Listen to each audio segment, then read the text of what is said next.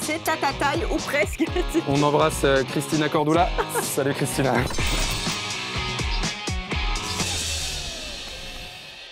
Et enfin, ces images de joueurs, on les a attendues depuis quelques semaines. Hein. C'est vrai qu'il y a eu tellement d'avance, on s'est dit ils vont être sacrés au mois de mars. Finalement, ils auront attendu l'avant-dernière journée. Chelsea champion après sa victoire contre West Bromwich hier soir. Champagne dans les vestiaires.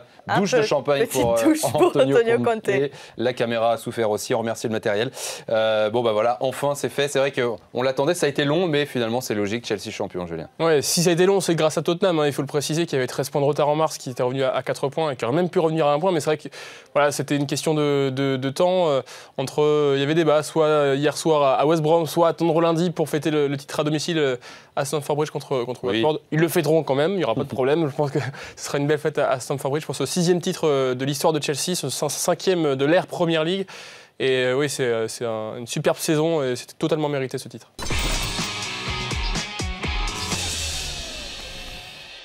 Une belle bande d'abrutis. C'est vous, Richard Poul-Jones, qui avez appelé. Non, je n'aurais pas utilisé des termes pareils. Gonzalo Quesada après la qualification en quart de finale. Voilà, il avait eu ces mots assez marrants, on peut le dire.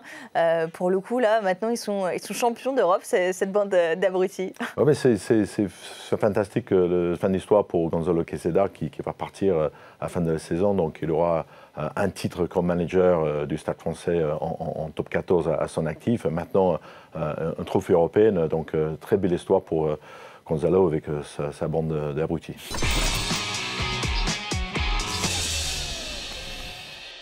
« 8 ans à la tête de Saint-Etienne, Christophe Galtier. Timothée, vous qui suivez justement les Verts au quotidien, depuis des années, quelle trace va laisser dans ce grand club Christophe Galtier? Il va laisser une trace indélébile, c'est une certitude. C'est étonnant qu'il n'en ait pas parlé dans ce qu'il a marqué, dans cette interview recueillie par Édouard G. Le 5 mai 2010, il a maintenu le club. Ça, c'est quelque chose que les Stéphanois garderont. Parce qu'à ce moment-là, il avait pris la succession d'Alain Perrin, la situation était très délicate, les présidents ne s'entendaient pas, rien n'allait dans le club.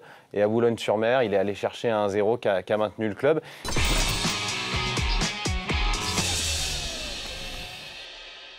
Moi, je trouve de la que ça Champions va. Cup. Et on peut rester longtemps sur ce plan, c'est quand même magnifique.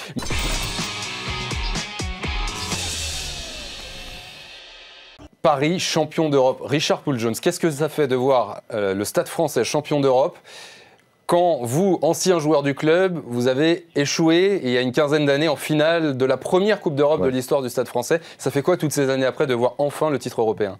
C'était effectivement la 5e finale, donc on a perdu 2 Coupes d'Europe, la grande Coupe d'Europe, et c'était la 3e finale de Challenge Cup. Tout simplement, si on l'avait perdu hier, ça aurait été insupportable. Donc enfin, Paris européenne, on chasse à paix ça depuis très longtemps.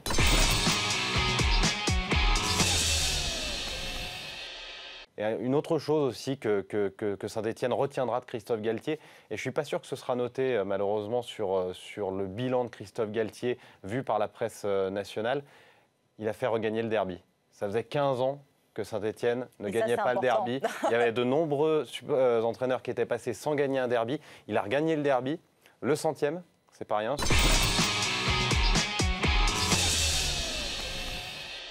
Un peu stressé comme au matin d'un examen peut-être avec l'arrivée des membres de CIO? Oui, un petit peu comme avant une compétition, mais en même temps, voilà, on s'est bien préparé, je pense, et plutôt confiant, mais on a envie de bien faire, oui, ça c'est sûr. Vous nous confirmez que tout se joue ce week-end, en tout cas une grande partie de...